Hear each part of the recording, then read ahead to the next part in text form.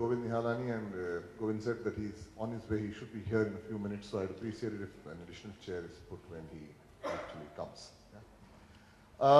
The point here is, as Mr. Subhash Ghai said very categorically, it's not here that we haven't come to actually promote this institute. This institute, sort of by its own efforts, has been quite stable, has been doing well, has been doing some stellar work. And yet, of late, unfortunately, because of the situation that has erupted quite suddenly and has caught us off guard, there has been certain misconceptions that have been, which have been floating around, and which I'm really happy that Mr. Ghai took it head on and outlined the history, at least the way in which he is aware of it. And the point here is that Whistling Woods has its primary constituency as the young students of this country, people who are interested in making a career and life in cinema. It is they, in fact, who we would like to reach out to. It is they, for their sake and for the sake of their parents, that we would like to sort of clarify the issue. Let us restore perspective back that Whistling Woods is actually on very stable grounds. Yesterday we had a faculty meeting, and we have, as Mr. Ghai mentioned, some of the most senior and respected professionals from the film industry who are teachers at Whistling Woods. Yes, yes, yes. Yes. So when we say, long live Whistling Woods International World-Class Institution, Film and Media Education. Yay! We are a world-class institution.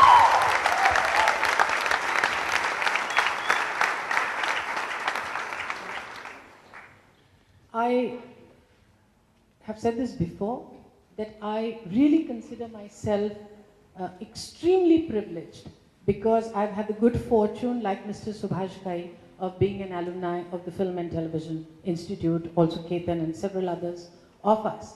And I do believe it is the invaluable investment in training that has led to a certain ethics by which I have been guided. And I have found that training for people wanting to be involved in various aspects of filmmaking is of supreme value. We have too few film institutes in India for the kind of industry that we have. We have an industry that prides itself on the fact that we make the largest number of films in the world. We make twice the number of films that Hollywood does. And what do we have to show for trained professionals? Very little. I think, Anjum, you do well in making that little distinction between the institutes that are already present, for which I have the highest respect.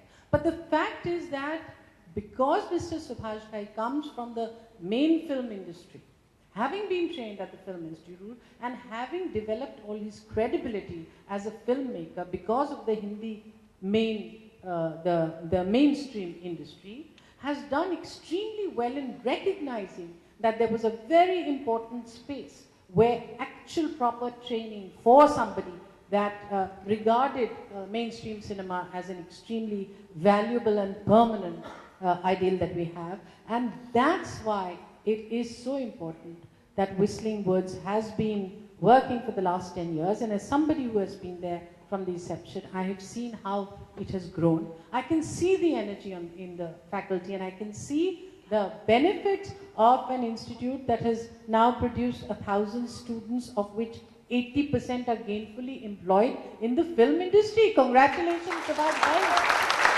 That is an unprecedented record. It is an unprecedented record, and it also says that you delivered what you promised. Very few people are able to do that, so congratulations once again. I do believe, Anjum, that like in Chinese, they say that the word for crisis is also the word for opportunity.